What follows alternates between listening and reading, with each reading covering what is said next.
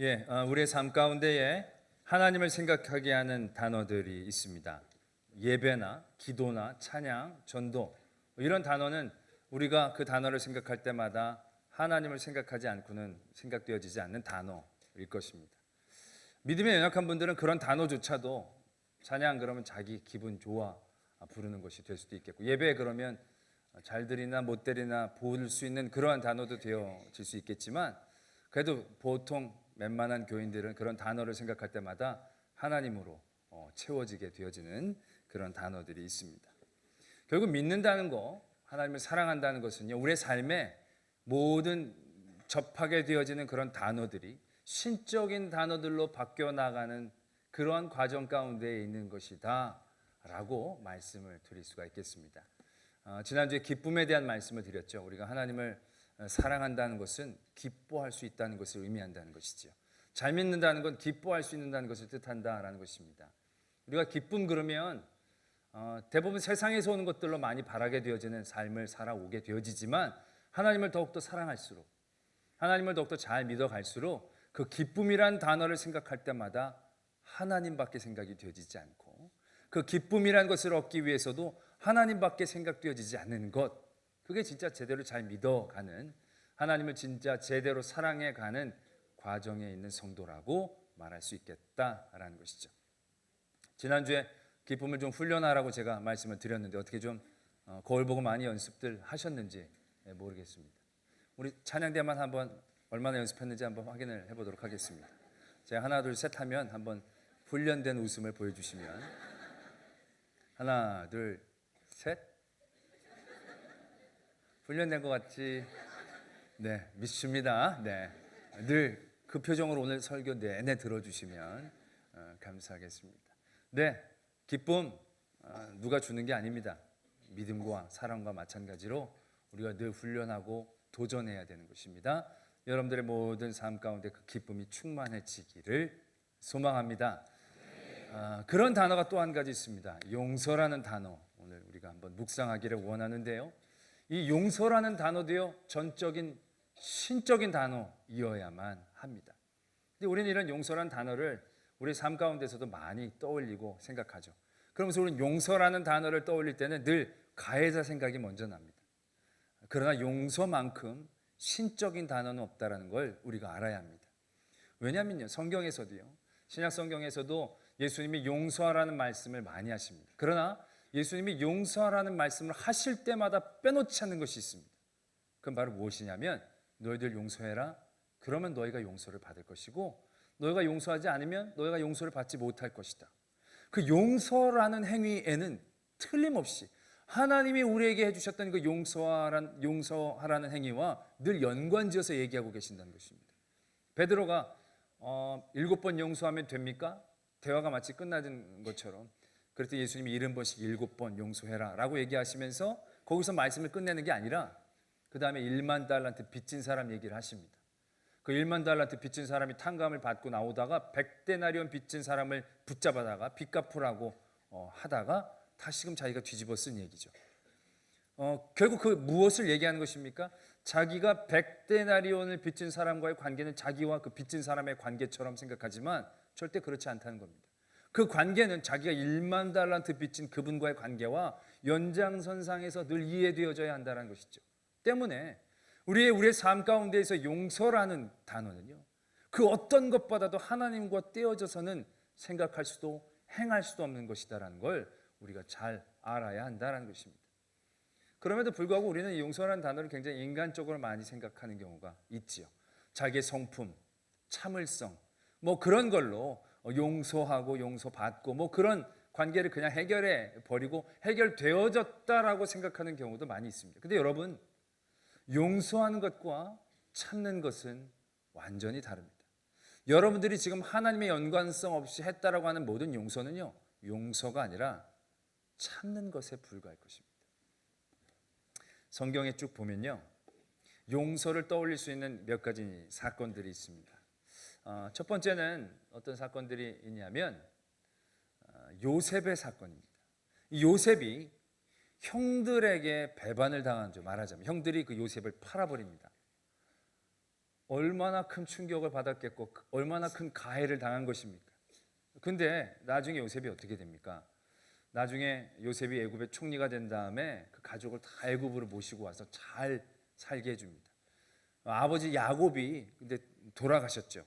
아버지 야곱이 돌아가시니까 형들이 막 불안하기 시작합니다. 왜냐하면 아버지가 계셔서 여태까지 요셉이 참았지, 아버지가 돌아가셨으면 이제 큰일 났다, 요셉이 우리에게 우리가 했던 일들에 대해서 갚으면 어떡하나 막 걱정하기 시작했다는 거죠. 그랬더니 요셉이 그 얘기를 듣고 형들을 불러서 얘기합니다. 형들은 나에게 악을 행했지만 하나님이 그걸 선으로 바꿔주셔서 우리의 이 민족이 백성이 잘 된 거 아니냐. 굉장한 용서의 사건이다라는 것이죠. 요셉은 용서를 통하여 그도 살고 그의 형제와 가족이 살았던 진정한 하나님의 용서의 그런 일들, 그런 그림자처럼 보여지는 중요한 사건을 기억할 수 있습니다. 또 한 가지 우리가 용서라고 생각하면서 떠올린 사건 한 가지가 더 있는데요. 다윗 왕과 아들 압살롬의 사건입니다. 이 아들 압살롬이 형 암논과의 일 때문에 암논을 죽이고 해외 도망가서 망명을 했습니다. 근데 이 다윗은 그 압살롬을 너무 사랑했거든요. 늘 그리워했습니다. 그걸 알았던 그 다윗의 신하 요압이 계획을 짭니다. 그리고 한 여인을 왕에게 보내서 그 여인이 왕에게 이렇게 얘기를 하죠. 왕이시여, 내가 남편이 전쟁터에서 죽고 없고 아들 둘이 있는데 이 둘이 아무도 말릴 사람이 없는 들에서 서로 싸우다가 어떻게 하다 한 사람이 때렸는데 한 아이가 죽었습니다. 한 아이가 남았는데 사람들이 그 아이를 살인자라고 죽이려고 합니다. 근데 왕이시여, 얘마저 죽으면 우리 집은 씨가 다 마릅니다. 얘를 어떻게 좀 살려주십시오. 그랬더니 왕이 아이 그러냐고, 걔는 머리털 하나 다치지 않을 거라고, 걔는 살려주겠다고. 그랬더니 여인이 얘기하죠. 그럼 왕이시여, 당신의 아들 압살롬을 생각하시라고. 압살롬마저 그러시면 어떡하겠냐고. 그때서야 다윗이 요압이 그러한 계획을 짜서 얘기하게 한 것을 깨닫고 요압을 불러 압살롬을 데려오게 합니다. 그리고 이 압살롬을 데리고 와서 뭐 그 안에 무슨 일들이 있었겠지만 다시금 그 압살롬을 품고 화해하고 용서하는 장면이 나타나게 됩니다. 그런데 분명 아버지 다윗은 그 형을 죽인 압살롬을 용서해주고 받아들여 주었는데 그 다음에 어떤 일들이 벌어지게 되어지느냐. 이 압살롬이 아버지에 대한 배반을 계획하면서 수년 동안 치밀하게 그 계획을 실행에 옮기면서 나중에는 그 아버지를 배반하고 나라를 큰 어려움 가운데에 처하게 하는 사건들을 기억하게 되어집니다. 분명히 다윗이 압살롬에게 보여준 것도 용서 같아 보이는데 그 다윗이 압살롬에게 줬던 용서는 능력이 없었습니다. 오히려 그 가정이 큰 어려움 가운데 처하게 되었다는 거죠. 그러나 요셉의 용서는 놀라운 하나님의 은혜와 역사의 시작이 되었다라는 것입니다. 무엇이 다른가라는 것이죠. 여러분, 다윗이 지금 압살롬에게 한 것은 용서처럼 보이지만 용서가 아니라 참는 겁니다. 이 다윗이 용서에 대해서 그가 하려고 했는지는 모르겠지만 용서를, 하나님이 원하시는 용서를 지금 다윗이 제대로 하고 있는 것이 아님을 알아야 합니다. 왜냐하면 말이죠, 이건 제 얘기가 아니라 많은 용서에 대한 것들을 연구한 학자들이 잘못된 용서에 대한 이해들에 대한 공통점을 찾아냈습니다. 우리가 용서라고 생각하면서 용서를 한다고 하지만 용서가 아닌 잘못된 용서, 그러한 용서에 대한 요소들을 찾아냈는데요. 이런 겁니다. 용서는 망각이 아니다. 우린 뭔가를 잊어버리면 용서했다라고 생각하는데 그렇게 망각하는 건 용서가 아니다라는 것입니다. 용서는 묵인이 아니다. 우리는 그냥 덮고 지나가면 그게 용서인 것처럼 생각합니다. 용서는 묵인이 아니다라는 것이죠. 용서는 면제가 아닙니다. 용서는 법적, 경제적 배상을 철회하는 그런 모습이 아니다. 우리는 무슨 어떠한 일들을 당했을 때 가해자를 용서해야 될 때 고민할 때 이 빚을 탕감해 줄까? 우린 그런 것만 고민합니다. 근데 그 사람이 나에게 꼬안 그 돈을 받지 않는다고 해서 그게 용서가 다 된 게 아니다라는 것입니다. 용서는 내가 힘을 버리는 게 아닙니다. 내가 채권에 대한 그 권리를 포기하는 게 용서가 아닙니다. 용서는 힘없는 자들이 하게 되는 자기 변명이 아니다라는 것입니다. 그렇게 되어지는 것, 우린 그것을 용서라고 행하게 되어지지만 그러한 용서는 정말로 그 마음 가운데에 온전한 용서의 힘을 만들어주지 못한다라는 것. 이 사람들이 믿음의 사람들은 아니었을 터인데 다 굉장히 성서적인 깨달음을 갖고 있었다라는 생각들을 해보게 되어집니다. 그렇습니다.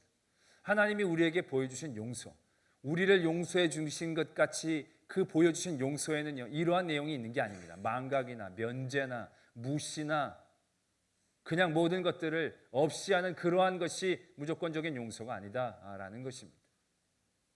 다윗이 압살롬에게 했던 것은 그것과 마찬가지죠.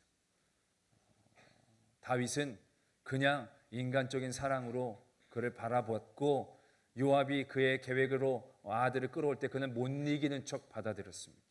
그는 아들 압살롬을 받아들였을 때에 그 압살롬과 그 아내 가정에 골마 터진 문제를 분명히 성찰하고 그것들에 대한 깊은 반성과 그것에 대한 도전이 있었어야만 했습니다. 그런데 다윗은 그 압살롬이 도망가게 된 이후부터 받아들여지게 된 모든 상황 가운데 모든 것들을 그냥 덮으려고만 했습니다. 그냥 지나가려고만 했습니다. 그냥 생각하고 싶지 않아서 넘어가고 싶어 했겠죠. 그걸 용서인 줄로 생각했을 것입니다. 그러나 자기 아무런 고통, 자기 아픔과 자기 안에서의 아무런 고민도 없이 되어지는 그러한 용서는 용서가 아니라 참는 것에 불과했다라는 것입니다. 여러분, 참는 건 여러분들 용서라고 생각하지만 참는 건 그냥 참는 것뿐입니다. 물론 참는 건 나쁜 게 아니죠. 참을 인자 3개면 사람 살린다라고 하지만 그건 용서와는 완전히 다른 거죠. 뭔가 해결되어진 것이 아닙니다. 그냥 견디어 지나가는 것뿐이지. 여러분, 진정한 용서는 요셉의 모습에서부터 우리는 찾아낼 수 있습니다. 오늘 우리의 말씀을 읽어보면 이렇게 시작되어집니다. 누가 누구에게 불만이 있거든 서로 용납하고 피차 용서해라. 우리가 진정한 용서가 되어지기 위해서 먼저 해결되어지고 늘 고민에 쌓여야 될 것은 무엇이냐면 가해자에 대한 처리가 아닙니다. 우리가 용서가 망각이 되어지고 무시가 되어지고 그런 것들이 보면 왜 그렇게 되어지느냐면 가해자에 대해서 늘 생각하면 그게 복잡하고 쉽지 않거든. 그냥 그냥 내가 없는 셈 치지, 그냥 지나가지, 내가 손해보고 말지, 뭐 이렇게 생각하고 지나가 버리게 되어진다라는 것이죠. 해결한 게 아닙니다. 용서의 문제를 우리가 해결하려면, 용서를 우리가 행하려면 우리가 먼저 쌓아야 될 건 가해자에 대한 생각이 아닙니다. 내 안에 불만과 내 안에 분노에 대한 싸움이 먼저 되어져야 한다는 것입니다. 요셉이 형들이 그를 팔아버렸습니다. 요셉이 형들에게 팔림을 받은 그 다음에 가장 먼저 당하게 될 큰 고통이 무엇이었겠습니까? 형 아버지 같이 살 때 누렸던 음식이나 잠자리들, 그런 것들에서 살지 못하는 그런 불편함이 요셉을 제일 괴롭혔겠습니까? 아니요. 물론 그것도 힘든 일이었겠지만 단세포 사람이 아닌 한 그것이 제일 힘든 일은 아니었을 것입니다. 자다가도 벌떡벌떡 깨어지게 만드는 그 안의 분노들. 형들은 이미 멀리 떨어져 있죠. 형들은 막 어떻게 하겠다는 생각보다도 그 안에 형들에 대한 분노가 그를 얼마나 괴롭혔을까라는 생각들 해보게 되어집니다. 요셉이 그 보디발의 집에서 성실히 그의 일들을 감당하며 그 가정을 잘되게 해주는 모든 과정들을 우리는 쉽고 편안하게 볼 수 있겠지만 그것은 요셉이 성실한 그것만 있었기 때문이 아니었다는 것이죠. 그 안에 용서를 위한 자기 분노와의 처절한 싸움과 투쟁이 있었다는 것을 우리는 분명히 알아줘야 한다라는 것입니다. 자기 삶을 사랑하지 못하게 만드는 그 분노들, 내가 어쩌다가 이 신세가 됐는지, 내가 지금쯤 잘 지낼 수 있는데 그 형들 때문에 내가 이게 무슨 꼴이란 말이냐, 그의 삶 가운데 문득문득 그 피어오르는 분노들에 대하여 날마다 싸우게 되어지는 요셉의 마음, 그것이 진정한 용서의 첫 번째 싸움이었다라는 것이지. 그런데 나중에 옥에 갇힙니다. 참았으면 그게 쉽지 않습니다. 내가 형님들에 대한 분노는 참았는데 참는 게 이게 결국 이게 뭐란 말이냐. 그 보디발의 아내가 나를 이렇게 모함하고 내가 이 집에 대해서 이렇게 충성했는데 그 보디발이라는 사람은 자기의 아내 말을 듣고 내 말은 듣지 않고 나를 이렇게 그냥 감옥에 버려버리고, 그것과 함께 그 모든 사회의 조직과 사회에 대한 악에 대한 분노들, 모든 것들을 싫어할 만한 그런 분노들이 그를 가득 채울 만한 상황이었다라는 것이죠. 그러나 요셉은 그 자기 안에 그 분노와 잘 싸워왔기 때문에 더 큰 분노를 만났을 때에 그 참을성의 한계를 경험하며 폭발하는 것이 아니라 계속적으로 용서할 수 있는 그의 마음의 위치를 굳건히 잡고 있었다.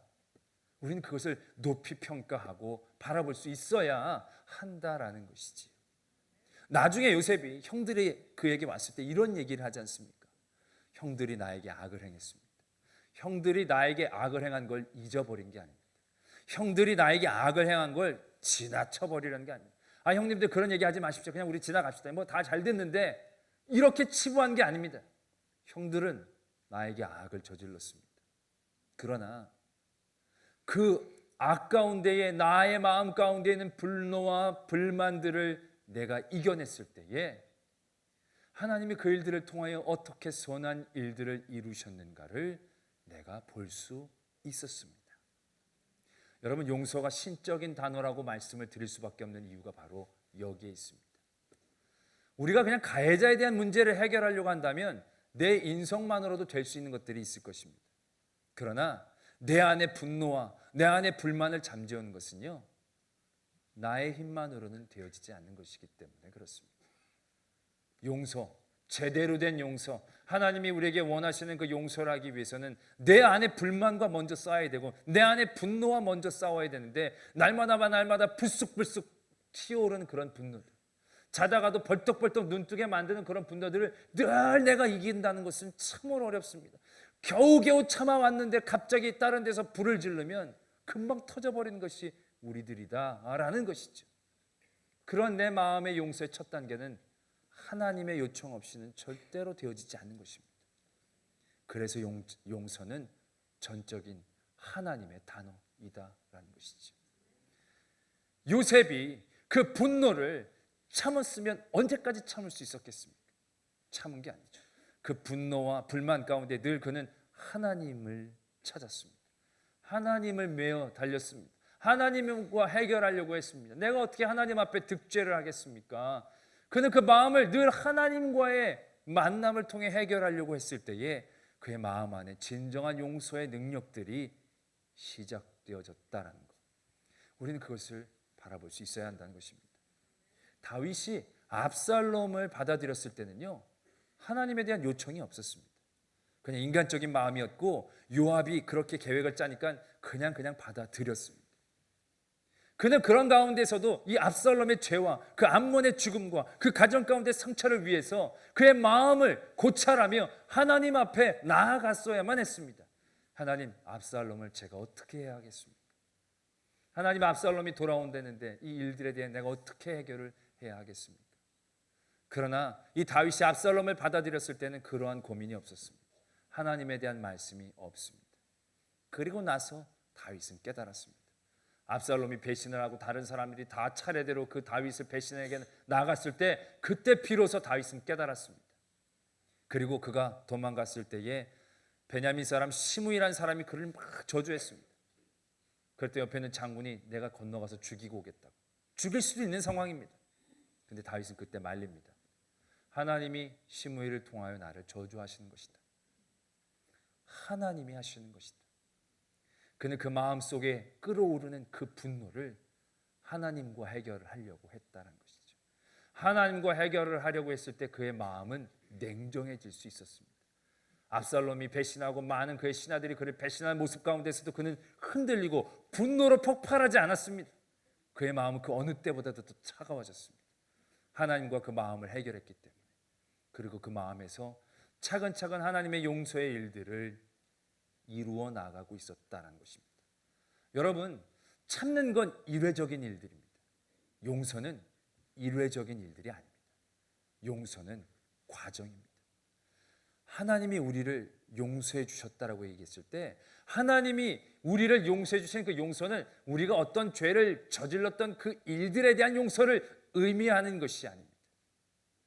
하나님이 우리에 대한 용서를 얘기할 수 있었을 때는 끊임없이 하나님을 욕되게 하고 하나님을 배신하는 우리들에 대한 하나님 안에서의 분노에 대한 끊임없는 하나님 안에서의 정화가 있었다는 거죠. 해결하려는 힘이 있으셨다는 거죠. 그리고 그것을 통하여 하나님은 우리에게 베풀어 주실 수 있었다라는 것입니다. 한 번의 행위가 아닙니다. 계속되어지는 행위인 것이지요. 그것은 완성형이 아니라 진행형의 이야기를 하고 있다라는 것입니다. 또한 예수님이 우리에게 보여주신 그 용서는 딱 용서해주고 끝나버리는 일들을 의미하는 것이 아니라 끊임없는 사랑으로 우리와 함께하여 주시는 것으로 완성되어져 가고 있다는 것을 기억해야 합니다. 예수님이 우리를 용서해 주셨을 때 그 용서는 면제가 아닙니다, 여러분들.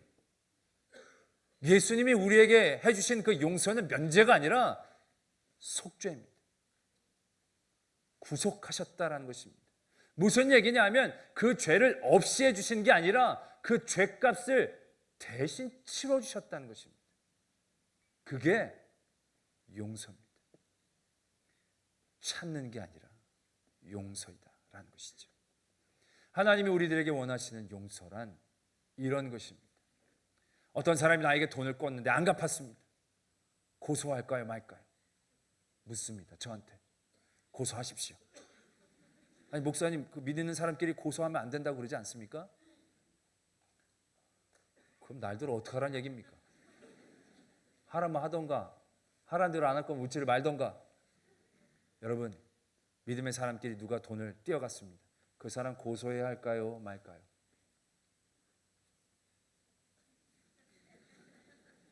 중요한 건 고소를 하나 하지 않느냐가 아닙니다. 고소를 해도 됩니다. 안 해도 됩니다. 중요한 건 용서라는 단어를 만나게 되는 그 삶의 자리에서의 나의 첫 번째 단계입니다. 내 안에 있는 분노와 내 안에 있는 그 속상함을 먼저 해결하려고 애써야 된다는 것이죠. 그게 해결이 안 되면 고소를 해서 이기나 고소를 해서 지나 고소를 안 해서 참나 별 의미가 없습니다. 용서는 관계의 단어가 아니라 신적인 단어이기 때문에 그렇다라는 것입니다. 아까도 말씀을 드렸지만 고소를 안 하는 것이 사랑이다, 용서다라고 얘기할 수는 없습니다. 정말로 중요한 건 얼마나 그 사람을 사랑하려고 하느냐라는 것이죠. 그 사람이 다른 데 가서 또 그런 짓을 할지도 모를까 봐 그럼 고소를 해서 집어넣어야 합니다. 고쳐줘야 합니다. 집어넣었다고 그게 용서가 아닌 건 아닙니다. 그 사람 돈을 끝까지 받아낸다고 용서가 아닌 건 아닙니다. 그 사람의 그 돈을 안 받는다고 그게 용서가 되느냐? 그것도 아닙니다. 그건 중요한 게 아닙니다. 내 마음이 얼마나 하나님과 더불어 내 마음에 있는 것들을 이기고 다스리고 힘없는 자로 받을 수 없어서 용서해버리고 잊어버리라는 게 아니라 정말로 가장 강력한 자의 자리에서 용서해 줄 수 있는 그 자리를 얻어야 된다는 것이죠. 가장 강력할 수 있는 자리는 어떤 자리입니까? 사랑할 수 있는 자리입니다. 끝까지 받아들일 수 있는 자리입니다. 참는 게 아니라 해결하는 거죠. 그리고 하나님의 뜻을 바라보는 것입니다. 여러분들 가정에서도 뭐 참는다 얼마 못 참습니다. 여러분들 남편이 잘못하고 아내가 잘못한 거 내가 참아줄게, 용서해줄게. 그거 용서 아니죠. 무슨 일만 나오면 툭툭 튀어나오잖아요. 당신 내가 그것도 그랬는데 당신 그것 이제 난 뭐 그래 끝내자 막 그러고 또 나중에 막 그런 일들이 얼마나 비일비재합니까? 왜요? 마음 안에 있는 것들을 해결하지 못하고 겉에 있는 것만 묻었기 때문에 그렇죠. 에이 그냥 남편인데 아내인데 그냥 쉽게 가자. 뭐 지금 막 이렇게 싸워서 뭐하냐? 가자. 안 된다는 거죠. 남녀끼리 싸울 때 남자들이 내가 잘못했다 그러면 여자들이 뭘 잘못했는데라고 딱 묻지 않습니까? 그거 분명히 해결해야 되는 것입니다. 그냥 무턱대고 다 덮으면 되는 그거 아닙니다. 진짜 뭘 잘못했는지 둘이 심각하게 얘기를 해요.